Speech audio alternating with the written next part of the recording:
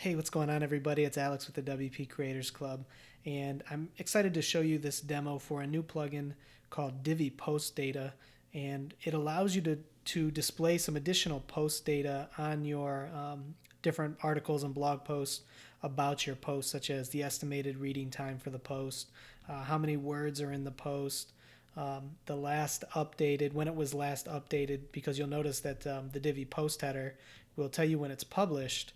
But this will tell you the date that it was updated, and you can even put how long ago it was updated. So instead of displaying a certain date, you could say it was last updated 1 day ago or 4 months ago or whatever. So there's a couple different options and stuff you can do to really kind of enhance your post and share some additional data about that post. So let's go ahead and jump over into the theme builder here, and I'll show you kind of what that module looks like. Let me go ahead. I'll add a new module here just so you can see it in the module list here.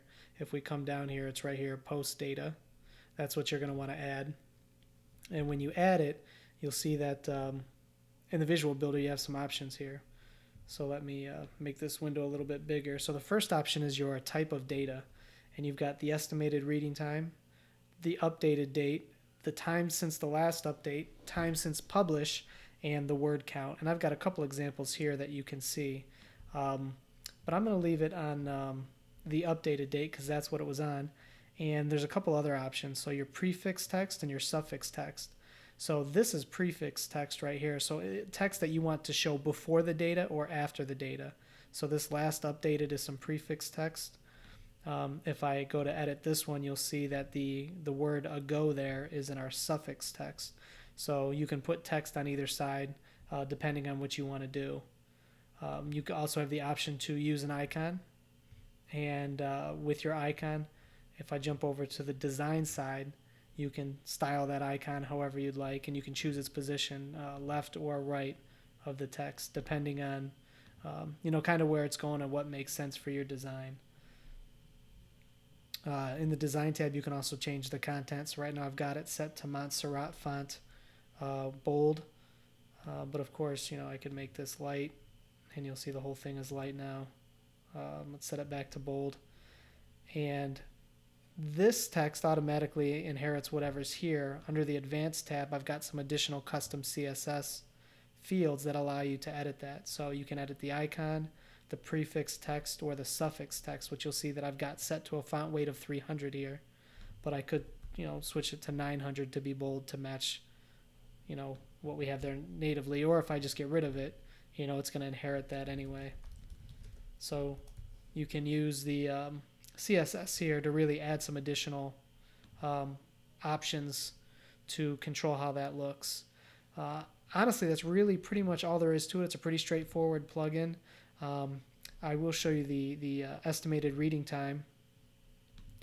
It uses a mathematical formula to determine how long it would take the average person to read the content. Most people read somewhere around 230 to about 280 words per minute. So you can change this if you want. And actually, I think I talk about that here. Yeah. Use to calculate the reading time, average speed for most people. So you can change that if you feel like whatever it gives you is too much. Like, let me jump back over here. You'll see for this post it says it's 2 minutes to read about 452 words. So this is not a long post. That's probably pretty accurate. But if you feel like maybe it's a little fast and you want to slow it down, we could change this to 300